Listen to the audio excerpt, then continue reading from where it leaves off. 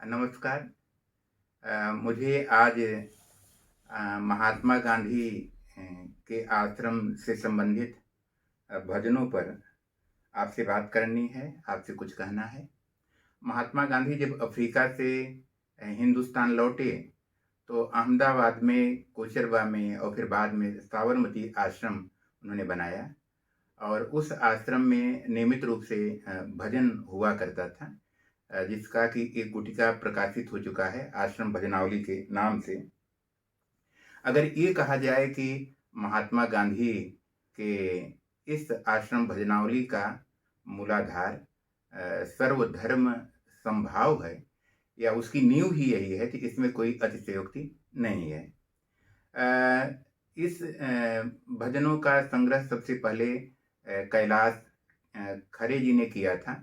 जब उनका देहांत हो गया तो 1947 में महात्मा गांधी ने इसकी एक छोटी-सी प्रस्तावना ली थी और उसमें लिखते हुए इसके प्रयोजन के बारे में महात्मा गांधी ने कहा कि इसका मुख्य हेतु यह है कि लोगों की नैतिक भावना प्रबल हो और इसमें केवल एक धर्म से चीज़ें नहीं ली गई हैं। जिस धर्म में जितनी भी अच्छी चीज़ें हैं, वो हिंदू की हों, सिख की हों, ईसाई की हों, या ख्रिस्ती की हो या मुसलमान की हो या पारसी की हो, सबकी अच्छी-अच्छी चीज़ें ली गई हैं और इसको पढ़ने वाले इसे निश्चित रूप से नैतिक खुराक पाते हैं। इसके पीछे एक बहुत बड़ा कारण ये है कि ऐसा क्या है कि महात्मा गांधी अपने इस आश्रम भजनावली के माध्यम से ये कहते हैं कि इससे बहुत नैतिक खुराक मिलता है, नैतिक भावना प्रबल होती है।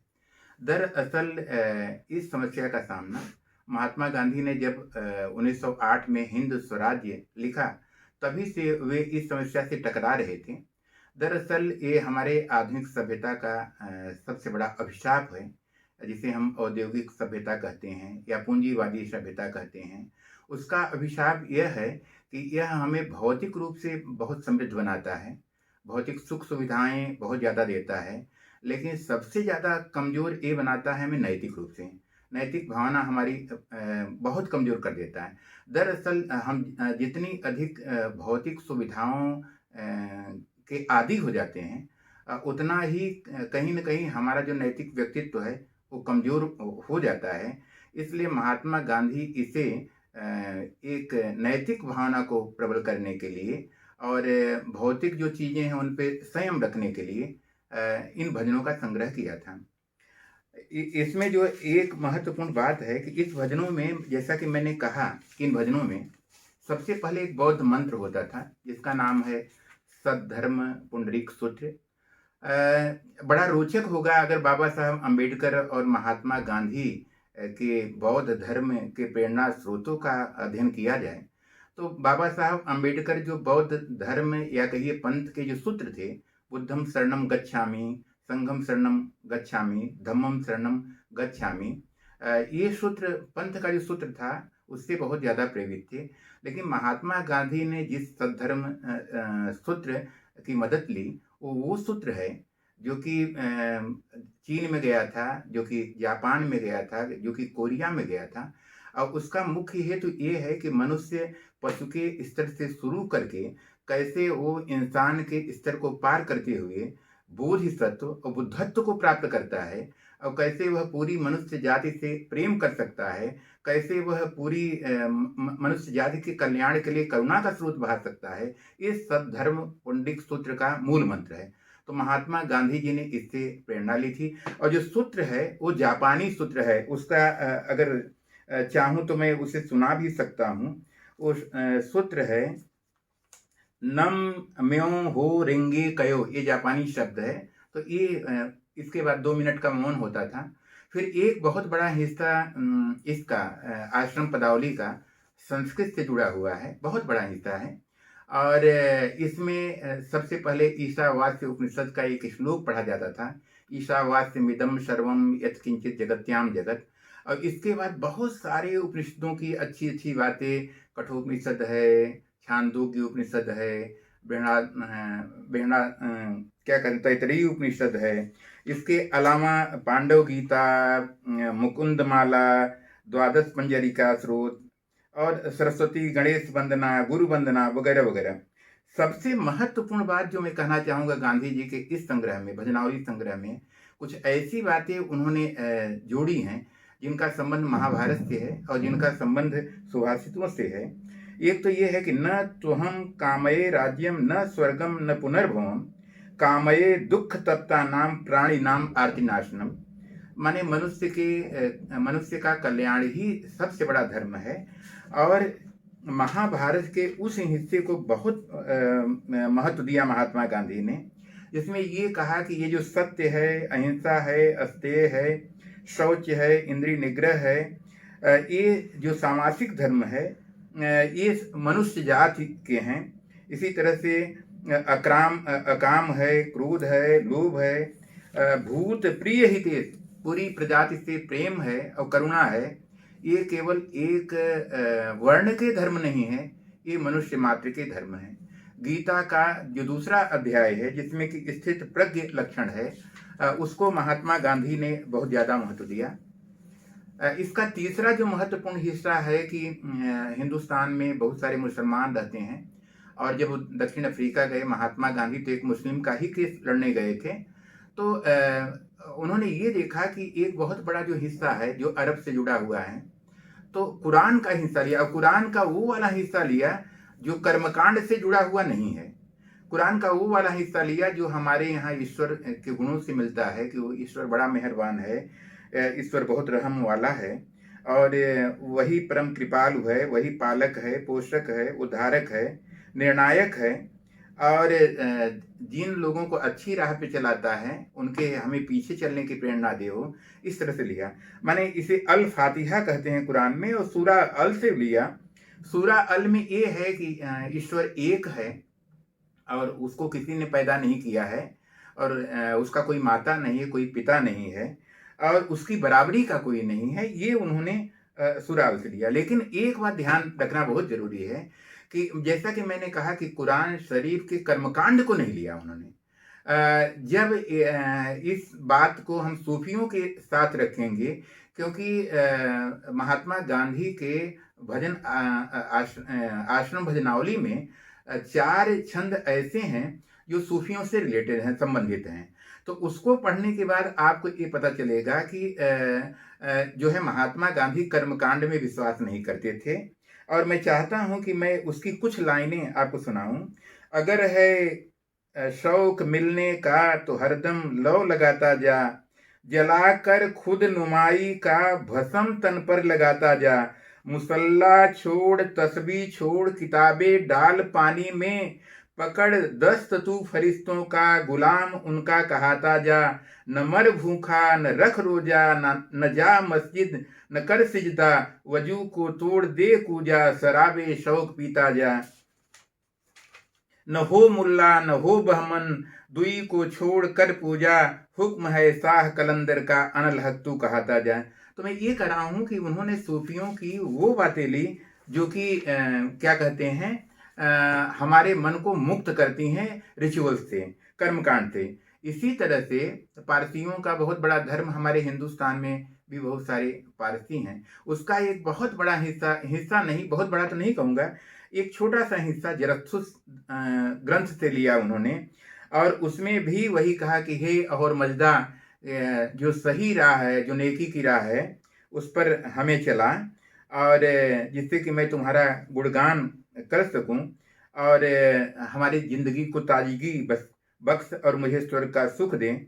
और उसी के बगल सिंध है, तो सिंधी भजन को भी शामिल किया। तो आप ये देखें कि हिंदुस्तान के बाहर जो बौद्ध धर्म में चीन में गया, जापान में गया, कोरिया में गया, वहां से लेते हुए अरब का कुरान शरीफ, और ईरान का जिसे पारस कहते थे पुराना, वहाँ का जरसुस धर्म, और उससे मिला हुआ सिंध, इतना सारा भारत के बाहर संभाव से उन्होंने शामिल किया। आश्रम भजनावली का जो सबसे बड़ा हिस्सा है, 2/3 हिस्सा है, वो जो है हिंदुस्तानी भजन और भारतीय जो भाषाएं हैं उनके भजनों से संबंधित है। 2/3, 1/3 में ये सब है। मुझे ये लगता है कि महात्मा गांधी की जो भाषाई दृष्टि है, आश्रम के भजनों के संग्रह से हम उसको बहुत अच्छी तरह जान सकते हैं। अभी नेहल जब किताब खोल रही थी तो ऊपर उसमें था कि वैष्णव जन तेने कहिए ये पीर पराई जाने रे, ये महात्मा गांधी का बड़ा प्रिय भजन है। लेकिन महात्मा गांधी ने केवल नरसिंह मेहता से दिया हो ऐसा नहीं है। महात्मा गांधी भले नेता थे, हमारे राष्ट्रपिता थे, लेकिन वो संत संस्कारों के थे। और उन्होंने हिंदी में तुलसीदास को पढ़ा था, कबीर को पढ़ा था। उन्होंने मराठी भजनों से वो परिचित थे। गुजराती तो थे ही, संस्कृत की उस परंपरा से परिचित थे जो व्यास की परंपरा है, गीता जिसमें आता है, महाभारत आता है। महाभारत का बहुत प्रसिद्ध श्लोक ही है कि अष्टादश पुराणेषु व्यासस्य वचनद्वयम् परोपकार पूर्णाय पापाय परिपीडनम। तो ये जो है व्यास का तो महासूत्र है। अब इसको नरसिंह मेहता ने वैष्णव जन तेने कहिए में वो किया। तुलसी से रामचरितमानस का जो हिस्सा भजनावली में संग्रहित है, गांधी जी ने सबसे पहले उसमें जिस लाइन को कोट किया है, लिया है, वो है परहित सरिस धर्म नहीं भाई, पर पीड़ा नहीं समझ माई।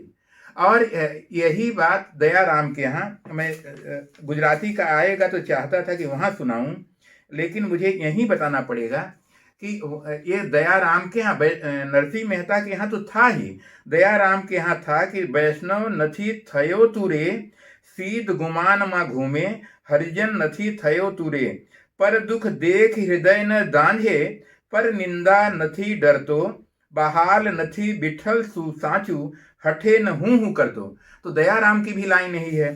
तुकाराम के यहाँ, तुकाराम का जो नोट किया, पहला पद जो उनको बहुत प्रिय है महात्मा गांधी को, वो यही है जो वैष्णव जन से मिलता जुलता है। पुण्य पर उपकार, पाप ते पर पीड़ा, आड़िक नाही जोड़ा दूजा यासी, सत्य तो ची धर्म, असत्य ते कर्म, आड़िक हे धर्म नाही दूजे। तो मैं ये कह रहा हूं कि महात्मा गांधी ने ऐसा नहीं, ठीक है उनको ये भजन गुजराती थे प्रिय था, लेकिन सभी संतों का जो मूल बीज है वो यही है, परोपकार, लोक कल्याण, जन कल्याण, और जो अन्याय है उसका प्रतिकार। तो हिंदुस्तानी भजनों में मैं कहना चाहूंगा कि आधा जो हिस्सा है, आधे से ज्यादा जो हिस्सा है, वो जो है हिंदी भजनों का है। हिंदी से संग्रह किया। उसमें तुलसीदास की विनय पत्रिका से बहुत अच्छे पद उन्होंने लिए, सूरदास से बहुत अच्छे पद उन्होंने लिए, जैसे सबसे ऊंची प्रेम सगाई या चरण कमल बंदो हरिराई। कबीर के ऐसे पदों को लिया। मैं ये मानता हूँ कि साधना का मतलब गृहस्थ जीवन जीते हुए, संसारी आदमी रहते हुए भी, कि साधना बहुत ऊंची हो सकती है। और मुझे पहले जब मैं बहुत छोटा था, मुझे अभी भी याद है कि ये भजन बहुत अच्छा लगता था। बाद में पता चला कि ये कबीर का भजन है। जब मैं बड़ा हुआ है और ये हजारी प्रसाद द्विवेदी की कबीर वाली किताब पढ़ी और बाद में आश्रम भजनावली लाया, तो गांधी जी ने उस आश्रम भजनावली में भी कबीर के लोक मुख में प्रचलित 2 पदों को, जो बहुत लोकप्रिय हैं, 3 पदों को संकलित किया। एक तो ये है कि साधु सहज समाधि बली, साधना इससे ऊंची नहीं हो सकती। जह जह डोलऊं सो परिक्रमा, जो कुछ करऊं सुसेवा, जब सोमऊं तब करऊं दंडवत, पूजऊं और न देवा। कहऊं सो नाम, सुनऊ सो सुमिरन, खाओ पियो सो पूजा, गिरह उजाड़ एक सम लेखऊं, भाव मिटाऊं दूजा। तो मैं ये कह रहा हूं कि कहें कबीर यह क्या कहते हैं, आंख न मूंदऊ कान न रूधऊं, तनिक कष्ट नहीं धारऊं, खुले नयन पहचानऊं, हंसी हंसी सुंदर रूप निहारऊं। इसी तरह से मन लागा मोर यार फकीरी में, या झीनी झीनी बीनी चदरिया।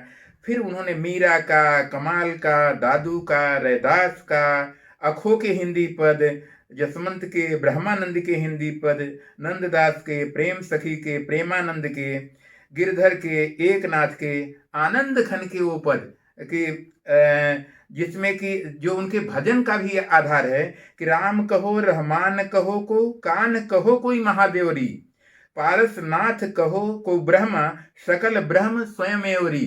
तो आनंद घन का और वो जो पद बड़ा प्रसिद्ध है, जो कि हमारे स्वाधीनता आंदोलन में बहुत ज्यादा गाया जाता था, और कोई भी संत इसको गाता है कि उठ जाग मुसाफिर भूर भई, अब रैन गई कह सोवत है। इसी तरह से उन्होंने गुजराती से नरसिंह मेहता, मीरा, प्रीतम, निष्कुलानंद, मुक्तानंद, ब्रह्मानंद और दयाराम, प्रीतम का हरिनो मार्ग छे सूरानो नहीं कायर नु काम, और धनु का राम बाड़ वाग्या होए ते जाड़े, या धीरो का राम राखे तेने कुण मारी सके। इसी तरह से मराठी से तुकाराम के बहुत सारे पद, अमृत के, नामदेव के, रामदास के, एकनाथ के, और बंगाली से 10 पद, अंतरमम विकसित करो, अंतर तरहे, निर्मल करो, उज्जवल करो, सुंदर करो, जागृत करो, उद्यत करो, निर्भय करो है। और इंग्लिश के, अंग्रेजी के 6 भजन इसमें शामिल किए। और सबसे बड़ी बात जो नई चीज इस भजनावली में है, जो कि महात्मा गांधी के विचार दोहन पर लिखते हुए किशोर लाल हम असरूवाला ने कहा था कि महात्मा गांधी सर्वधर्म संभाव में ऐसा मानते थे कि धर्म में वो ताकत होती है जो उस देश में रहने वाले व्यक्ति को रास्ता दिखाती है, उस राष्ट्र को रास्ता दिखाती है, और पूरे विश्व को रास्ता दिखाती है। इस बोध से, इस राष्ट्रीय बोध से महात्मा गांधी ने उसमें एकादश व्रत को शामिल किया, उसमें उन्होंने वंदे मातरम गीत को शामिल किया, और उसमें उन्होंने जो राष्ट्रगान हमारा बना जन गण मन अधिनायक यह है उसको शामिल किया, और यहाँ तक कि इकबाल के सारे जहां से अच्छा हिंदुस्तान हमारा, जिसकी लाइन है कि मजहब नहीं सिखाता हम आपस में बैर रखना, हिंदी हैं हम, वतन है हिंदुस्तान हमारा, ये सब शामिल किया। और अंत में राम धुन, रघुपति राघव राजा राम सबको सन्मत दे भगवान, और ईश्वर अल्लाह तेरे नाम सबको सन्मत दे भगवान। महात्मा गांधी के भजनों को देखते हुए मुझे ये लगता है कि इसके पीछे एक ऐसा संकेत है, एक ऐसा संदेश है कि आप ये कह सकते हैं कि विश्व सभ्यता की जो पहेलियां रही हैं, उन पहेलियों के विभ्रम से मुक्त करने के लिए महात्मा गांधी जी ने अपने भजनों का संकलन किया था, संग्रह किया था। एक पहेली का संबंध महान, जो ग्रेट सिविलाइजेशन कहते हैं, उसमें हम भी हैं, हमारा भारत भी है, लेकिन भारत इस तरह का नहीं है। और वो जो है ग्रेट सिविलाइजेशन की पहेली है विश्व विजय की। वो सिकंदर ऐसा था, दारुल इस्लाम ऐसा था, चंगेज खा यहाँ आया, तैमूर आया, वो इसी भाव से आया, विश्व विजय के भाव से। तो महात्मा गांधी ने एक इस अहंकार को काटने के लिए कि विश्व विजय से कुछ नहीं होता, सबसे बड़ी बात ये होती है पहले अपने को विजय करो, अपने पे नियंत्रण करो। दूसरी जो पहेली है वो मूलतः विज्ञान की क्षेत्र की है कि जो है ईश्वर मर गया है, ईश्वर नहीं है, मनुष्य को प्रकृति के नियमों से पैदा हुआ है। और जो डार्विन के विकासवाद की पहेली है, विज्ञान की पहेली है कि इस संसार में वही जीवित रहेगा जो सबसे ताकतवर है। लेकिन जानते हैं हमने सबसे बड़ा मनुष्य का मूल्य युद्ध को नहीं माना है, संघर्ष को नहीं माना है, हमने करुणा को माना है, शांति को माना है। और महात्मा गांधी का सत्य अहिंसा इसी का संदेश देता है, जो भजन का मूल है। तीसरी जो पहेली है विश्व की, वो धर्म से जुड़ी है और वो ज्ञान से जुड़ी है, वो हमारे देश की है। बहुत हंसी आती है मुझे, कबीर की एक उलटवासी है कि मछली जल बिच मीन पियासी रे, देख देख मुझे आवे हाथी रे। तो मतलब ये शंकराचार्य ने ये कहा कि जगत मिथ्या है, उस शंकराचार्य को हम जगत गुरु कहते हैं। और संस्कृत में ही एक श्लोक है कि जो लोग का कल्याण करते हैं, जनता कैसी है, लोग कैसे होते हैं, उसे जनार्दन कहते हैं। और जो शिव जो है विश्व का संहार करते हैं, उन्हें लोग जो है शिव कहा करते हैं। तो विचित्र लोग हैं, कभी कभी सोचते नहीं हैं कि जिसने जगत का निषेध किया, जगत को मिथ्या कहा, उसको जगत गुरु बना दिया। तो इस पहेली का संबंध हमारी ज्ञान की परंपरा से है, धर्म की परंपरा से है। और यह जो पहेली है, इस पहेली का भी निषेध महात्मा गांधी की भजनावली करती है। और सबसे बड़ी बात, अंतिम बात, जो बहुत छोटी सी बात है कि अगर हम कुछ न भी दे सकें तो हमारी विरासत जो है इन भजनों के रूप में, या विश्व की जो विरासत है, अगर उसका हम ठीक से अपने जीवन में आचरण करें, उसको हम अपनी ज़िंदगी में उतारें, तो हम अपने जीवन को बहुत अच्छा बना सकते हैं, हम अपने राष्ट्र को बहुत अच्छा बना सकते हैं और हम अपने विश्व को भी कुछ बहुत अच्छा संदेश दे सकते हैं। आप सभी का धन्यवाद।